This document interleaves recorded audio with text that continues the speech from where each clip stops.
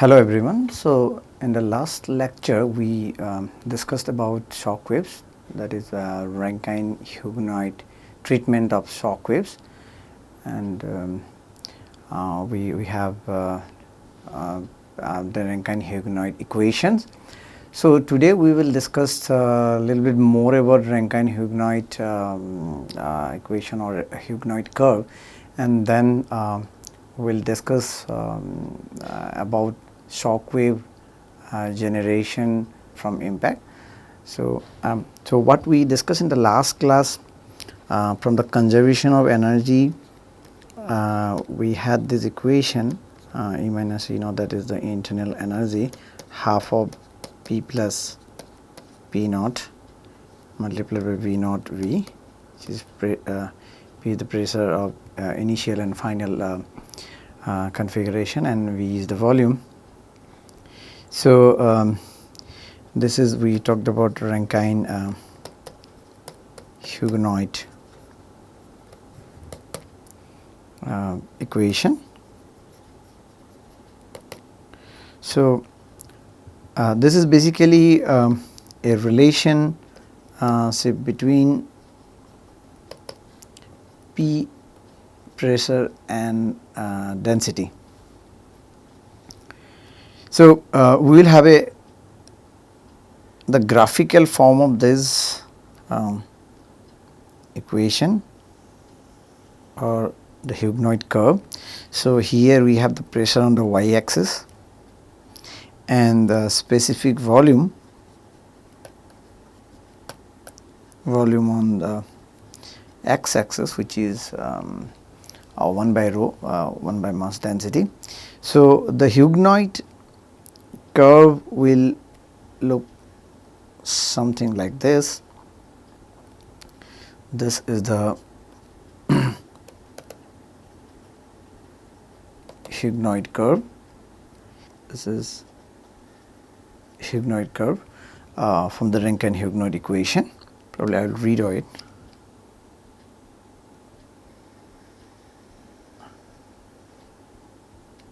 Okay. So now this Hugonoit curve is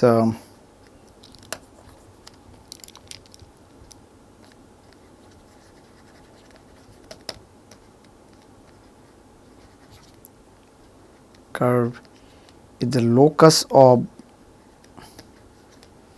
all shocked states of the material. So this is essentially describes the material properties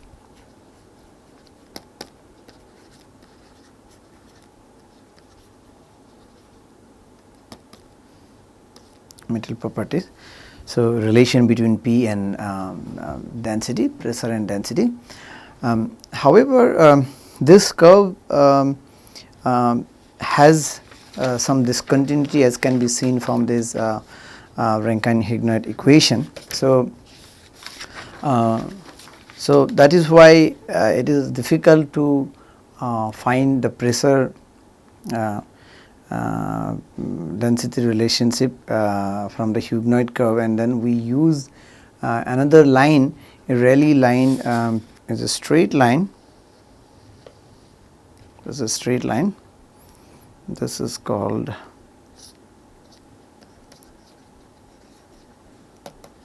Rayleigh line, and suppose this at this point the pressure is P1.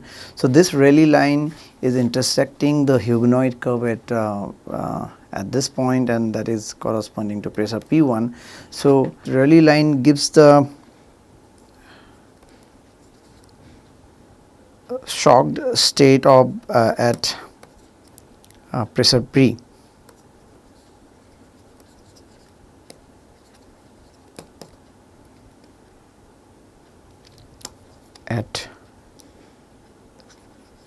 This is not P, this is P1. So at pressure P1, so the Rayleigh line will give us the shock state, so that we can determine the other shock wave parameters. So what we need to know from here is we want to have the slope of the curve, slope of the Rayleigh line. So what we can do is, this is the pressure P1, and then pressure P naught is let us say is the reference line, and then we have the volume, the specific volume V1 here, and then V naught. So the slope of this line will be P1 minus P naught divided by V1 minus V naught. So we will try to find this slope so that we can determine the shocked state at a different point, at other points. So how to do that? From the conservation of momentum,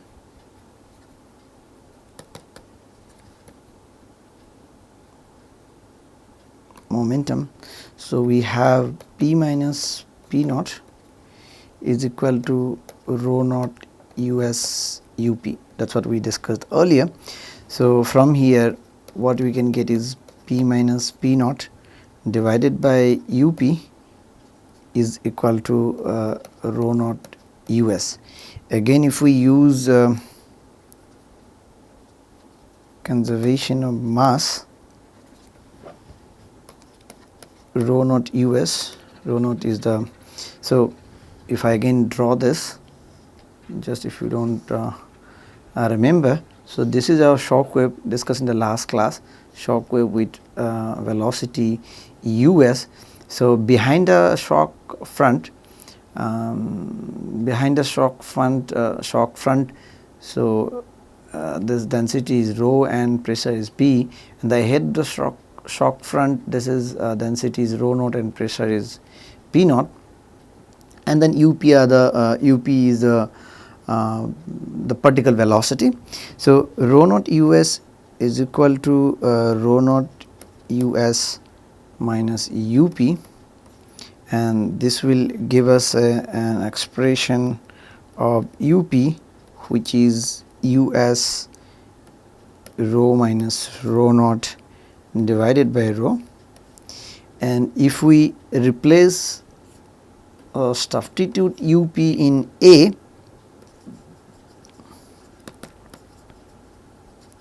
substituting UP in A, we will found that P minus P naught divided by rho minus rho naught by rho, and we have that US. So that US we can keep it at the right hand side. So that will give us US square, that is the velocity of the shock wave, and which will be, again we can write in this way, P minus P naught 1 minus rho naught by rho. Under left hand expression we can write it this way, and but we know that this rho naught divided by rho is nothing but V by V naught, the ratio of the velocities, volumes, ratio of the volumes. So so using that relation, if you we can write it like this, and this will be again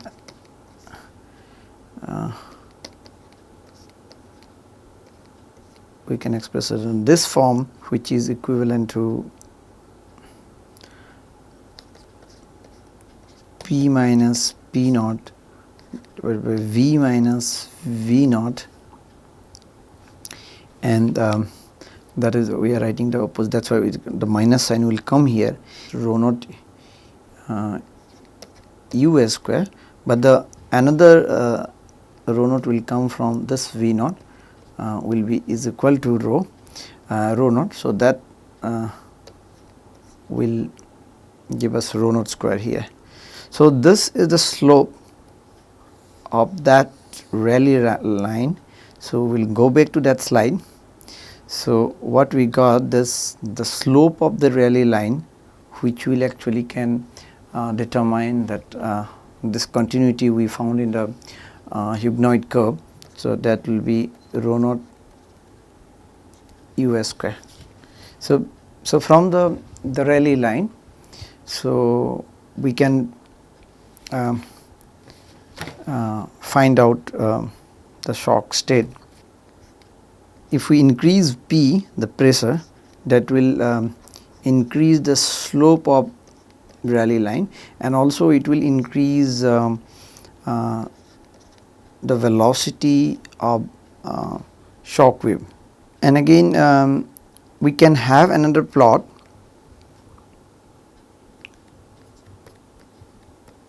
PUP plot. So this plot is pressure versus particle velocity. So pressure versus particle velocity from conservation of momentum,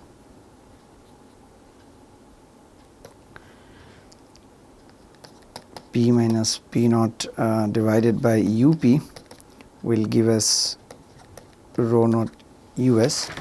So this will give us this type of curve. So we have seen that pressure versus specific volume and pressure versus UP, that is the particle velocity. So these are the different curves or relationship between the shock wave parameters. So next we will discuss about producing shock waves, generating shock waves with impact. So we will consider the simplest case of impact, very simple case of shock wave generation.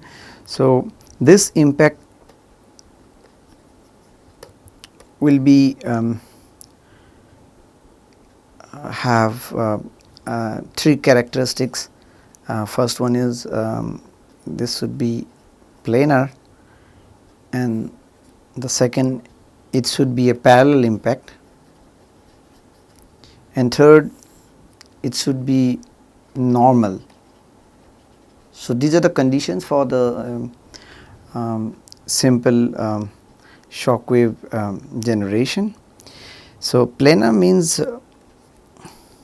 its impact of two flat surfaces.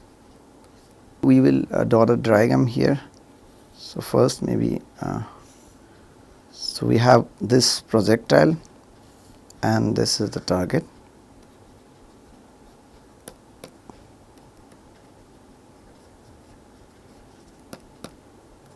And target. So this is the projectile hitting the target. So we have two flat surfaces. So this is a planar impact, and it is parallel. Parallel plate will ensure that all the points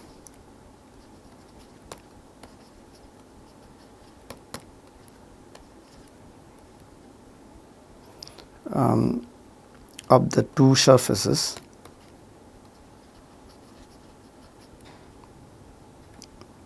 contact at the same time.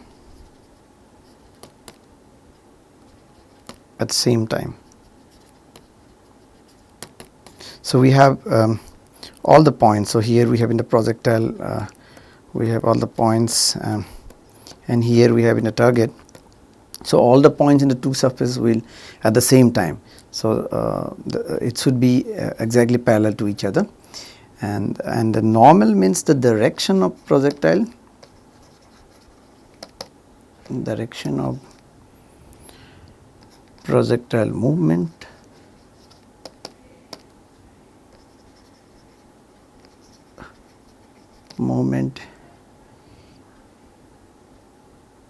is perpendicular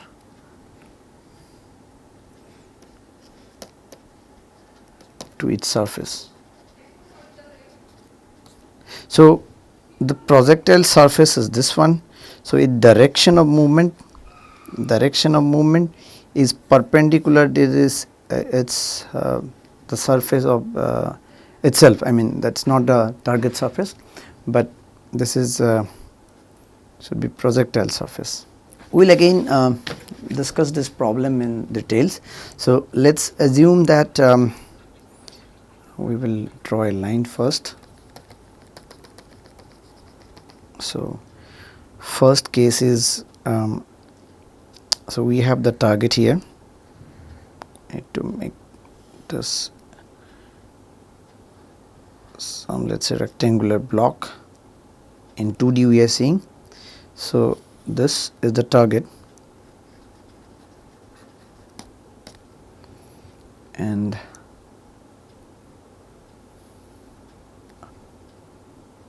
our projectile is something like this.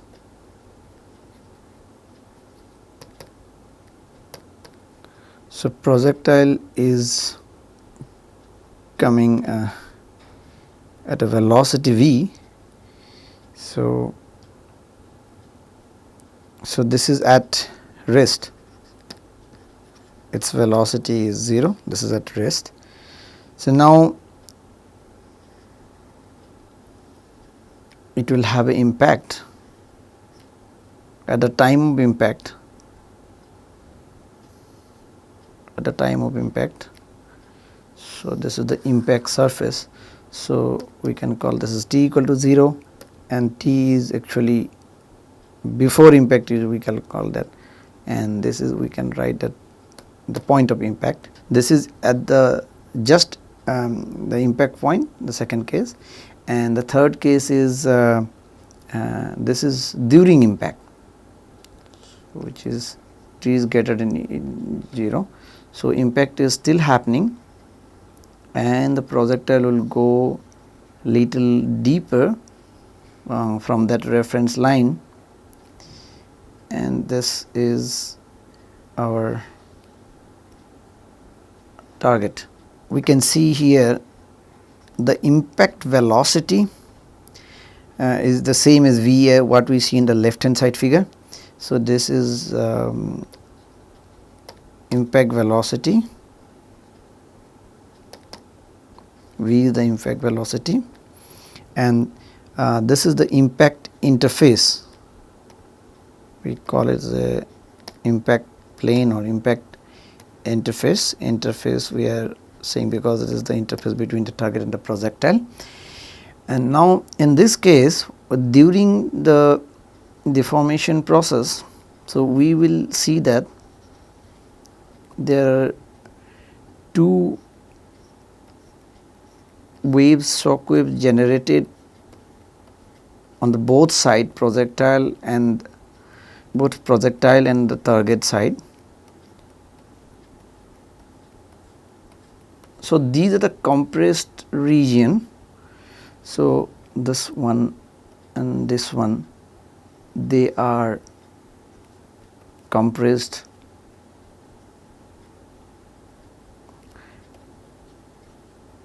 region, compressed region of target and the projectile. The velocity of the wave, shock wave, this is actually the compressed region.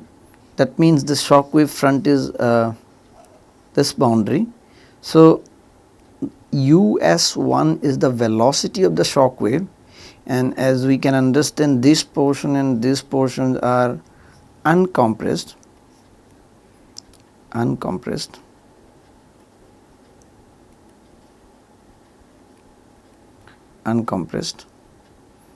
and this is this portion is still at rest,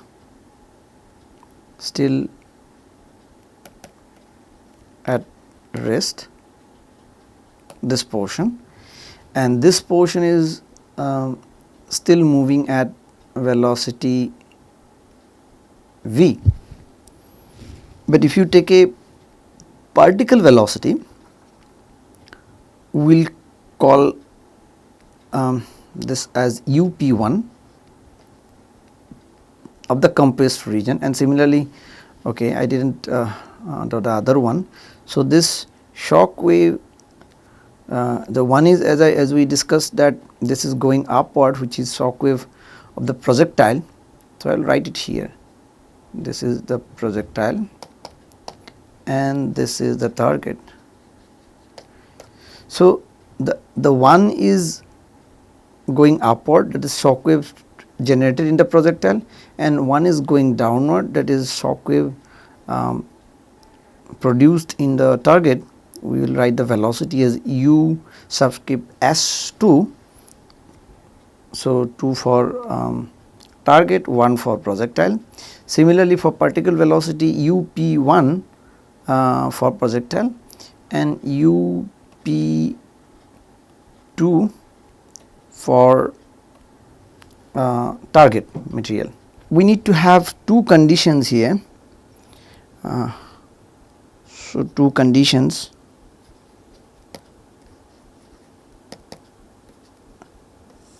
of this impact, so that for the prediction of pressure P, and then subsequent we can even predict the particle velocity. So, these two conditions are, first one is the material has to be continuous,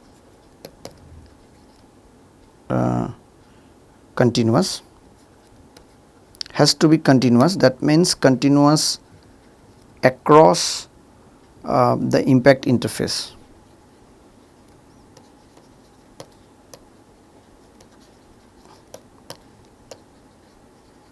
Impact interface.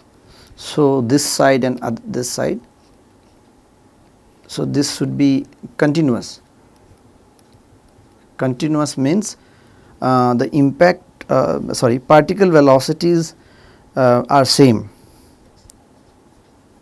It means particle velocities are same, and otherwise what happens?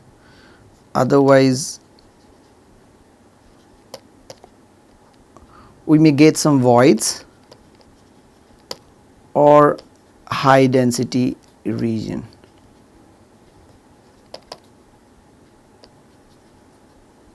So, that I think we can understand that if the particles are not travelling in the same velocity, there will be some voids or there will be some very high density regions, that means higher than the density of the original materials. So, that can generate. So, this is condition number 1, and the condition number 2 is pressure has to be same in the both of them, P1 equal to P2 in the compressed region. So, P1 and the projectile should be equal to P2 in the target. So, otherwise there can be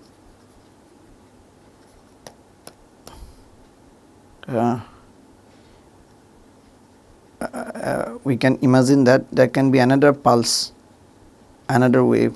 So, if the pressures are not same, we cannot assume it to be the same wave. So, that the pressure difference can create another pulse. So, these are the conditions we will follow when we will derive the relations. I mean, we want to determine the pressure of this shock waves of the simple case of shock wave generation under impact, and also we will get the particle velocities.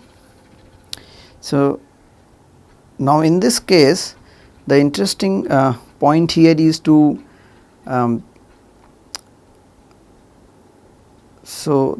to establish the particle velocities, the condition 1, we told that the particle velocities are same.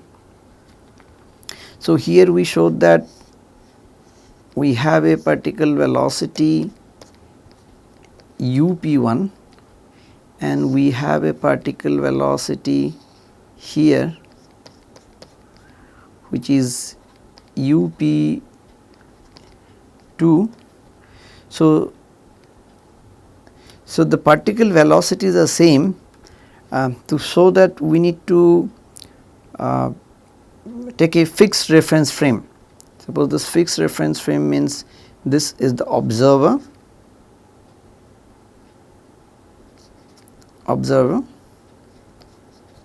this is our observer. So, if it is a fixed observer outside of that, that can see that the particle velocity in the original material before the impact, or the part of the material which is uncompressed is still v1. That means the particle velocity UP is v for uncompressed region, and then particle velocity for the compressed region, if you think this will be reduced v minus UP1. So, UP1 is the, so UP1, so actually if you see v minus UP1 is the particle velocity when we have a fixed observer, and this particle velocity is actually UP1 for the projectile if that is a moving reference. So, moving reference, let us say this moving reference, if we take it as impact interface,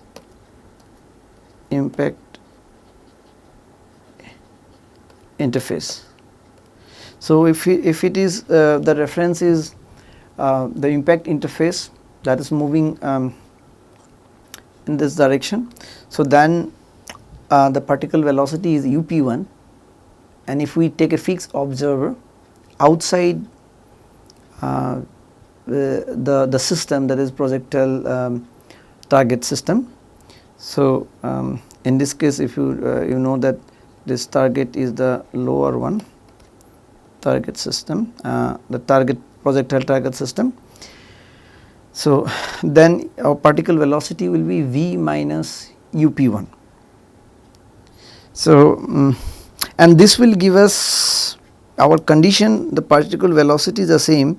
That condition means that this in the projectile, that means particle velocity, I will write PV of projectile is equal to particle velocity PV of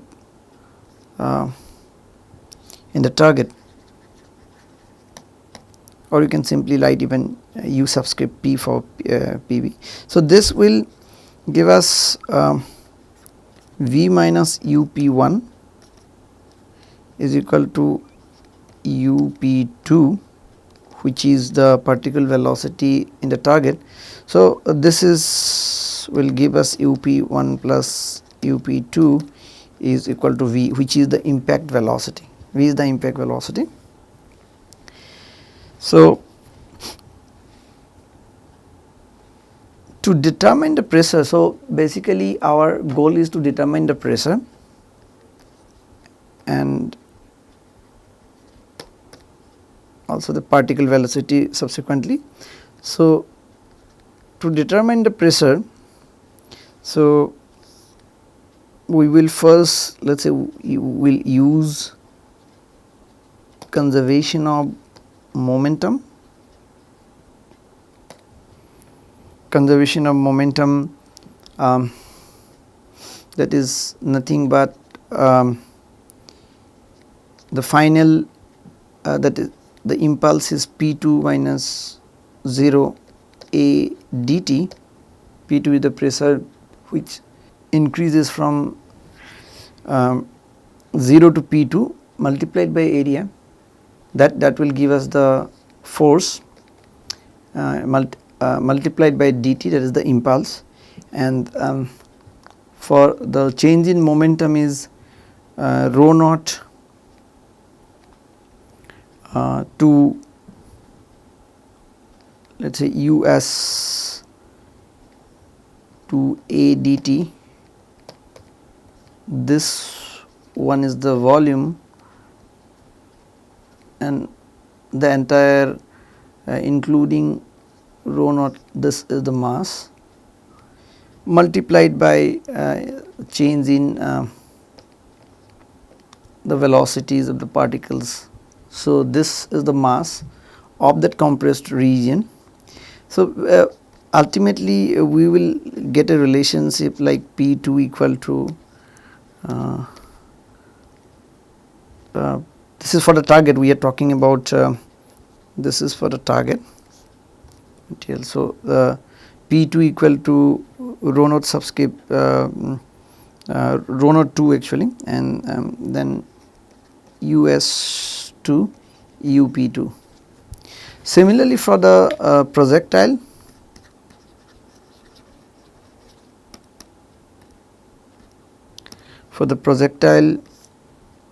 we can have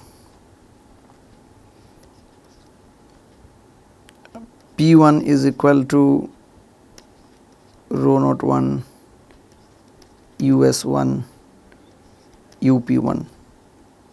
So, this is again from 0 to P1 pressure, and then the particle velocity are from initial V to V minus UP1.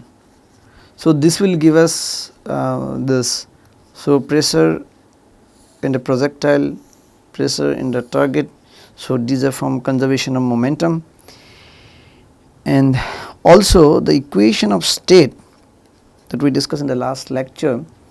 The equation of state for the two materials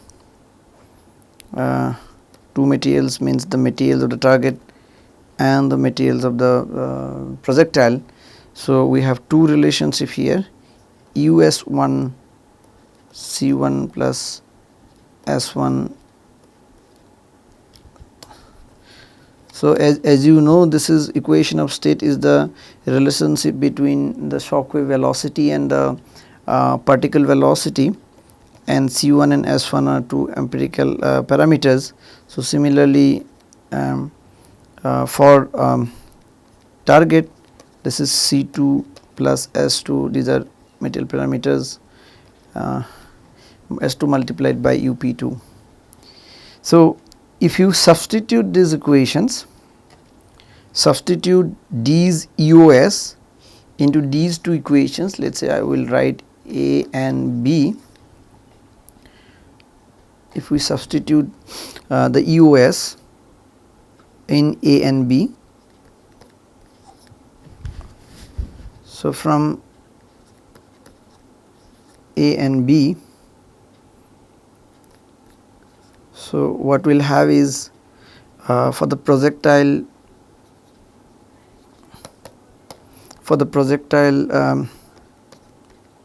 P1 is equal to rho naught 1 C1 plus S1 UP1 multiplied by UP1, that you can understand. This one is we got it from the EOS of the projectile material, and then this will give you rho naught 1 C1 UP1 plus rho naught 1 S1 UP1 square.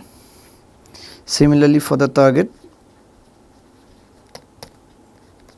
P2 is equal to rho naught 2 C2 S2 UP2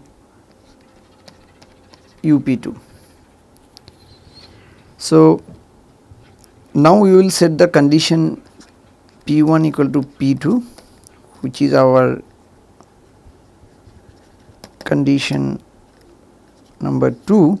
So, what we will do is we will replace UP1 in this equation. So, that will give actually that we know from earlier, this UP1 is V minus up2. So that means here we have the transformation of axes, that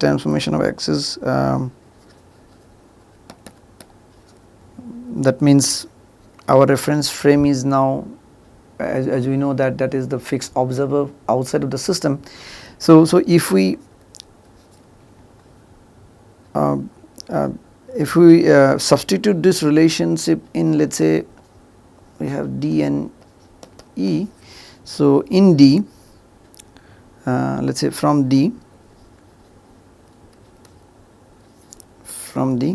so what we will get is P1 rho naught C1 V minus UP2 plus rho naught 1 S V minus UP2 whole thing square. Then we have this condition P1 and P2. So what we will do is from E and F, okay, so from E and F, and if we are using P1 equal to P2, so we will do in the next slide. So this will give us from E and F, I will write it again, from E and F, and as we know P1 equal to P2, so probably we can here write it again, P1 equal to P2. So that will give us rho naught 1 C1 V minus UP2 plus rho naught 1 S1 V minus UP2 square is equal to rho naught 2 C2 UP2 plus rho naught 2 S2 UP square. So this we can rearrange. I am just omitting few of the steps, and we can rearrange and can get rho naught 2 S2 minus rho naught 1 S1 UP2 square plus rho naught 2 C2 plus rho naught 1 C1 plus twice rho naught 1 S1 V UP minus rho naught 1 C1 V plus S1 V square is equal to 0. So this is as you can understand, we are having a quadratic expression in terms of UP2, and this is nothing but your like ax square plus bx plus c equal to 0, and we know that the root of this equation will be equal to x equal to minus b plus minus b square minus 4ac square root of the whole thing and divided by twice a. So here in this case, as we know, a equal to rho naught 2 S2 minus rho naught 1 S1,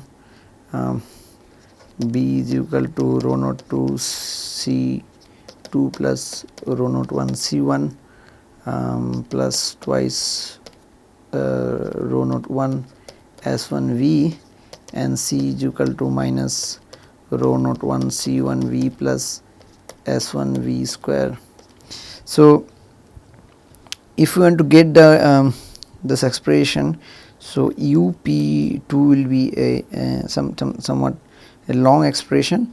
So probably I don't want to write it here, so we can see that. So what will happen is this you can replace this ABC in this equation, and so this will give you twice a, 2 into a, from UP we can even get the expression for pressure. So if the target and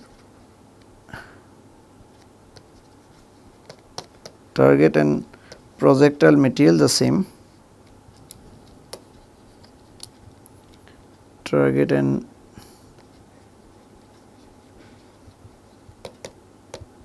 projectile material are same, so what will happen then, rho naught 1 rho naught 2 is equal to rho, similarly C1 C2 equal to C, and S1 S2 equal to S. What will happen in this case? So if you see the other expression, though we have the A will be equal to 0 for same material.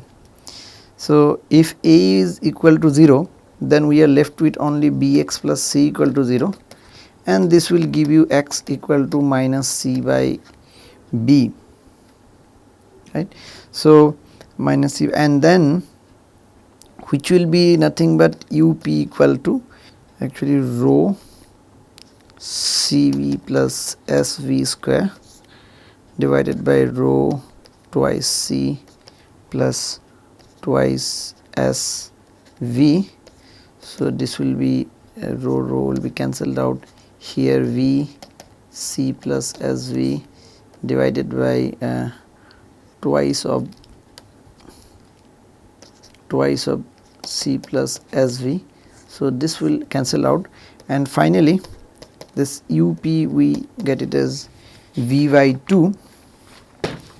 So basically the particle velocity will be V by 2. So that means if the materials are same, particle velocity is will be half of impact velocity.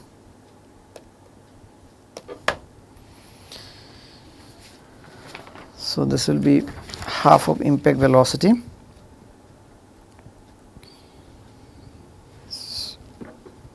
Yeah, so that's all for today.